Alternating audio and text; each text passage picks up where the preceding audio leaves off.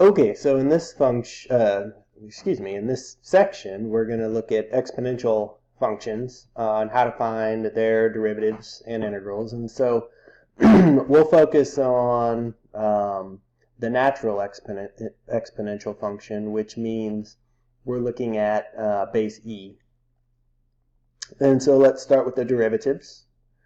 So derivative of e to the x. Pretty easy. This is about as easy as it gets.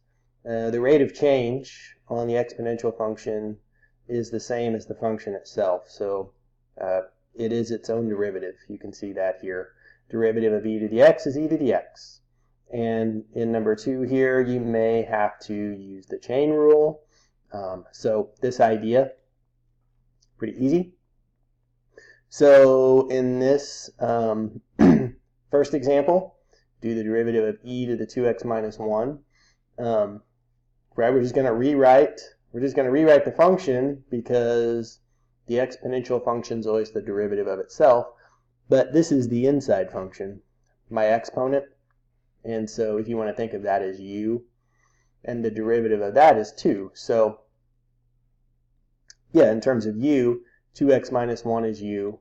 And so the way that we do that is e to the u would be e to the 2x minus 1, and the 2 is the derivative of the inside function.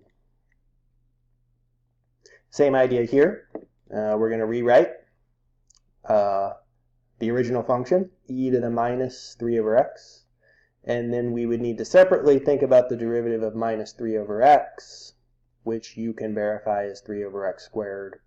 Right? So I get the original function times the derivative of the exponent, 3 over x squared.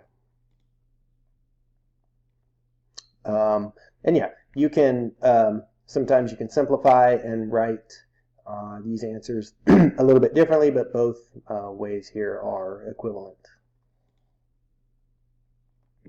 So here's an example where we've got a product. Right? So we'd have to use the product rule. First derivative second, which is just e to the x. Second function times derivative of first, which is 2x.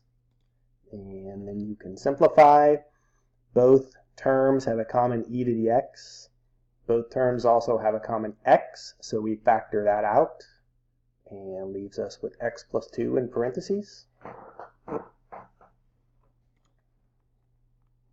And then here would be an example of doing this derivative. We're using the quotient rule. So bottom function, derivative of top, which is 3e to the 3x, minus top function, e to the 3x, minus, top function times the derivative of the bottom, which is e to the x, all over the bottom function squared. And then we can simplify this.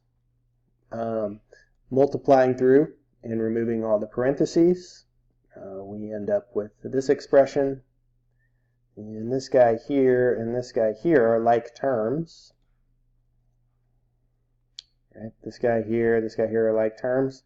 So that would give us 2 e to the 4x. And then what we notice is when we simplify those two terms, when we simplify the numerator, the terms have a common factor of e to the 3x, which we can factor out, leaving us with 2e to the x plus 3.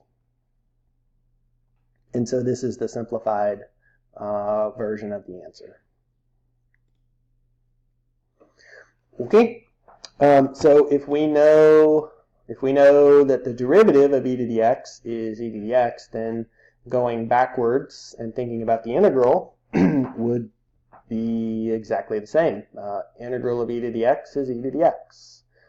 And we might have to think about a u substitution if the exponent is a more complex function. So, quick example, right? Our integral is going to be the function itself, but we might use a u substitution where u is 3x plus 1, which means du is 3dx. So we're going to have to have a factor, right? If I think about this guy right here, dividing by 3, right? When I do the substitution, I've got to have a 1/3.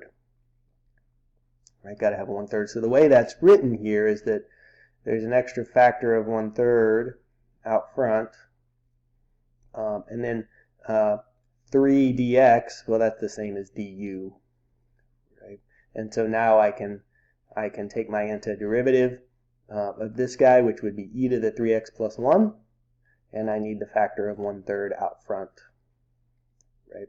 If you want to think of u as 3x plus 1, here's my antiderivative, right? But u was e to the 3x plus 1. Okay, so that's an example of integrating with the exponential function, and that is all we have for this video.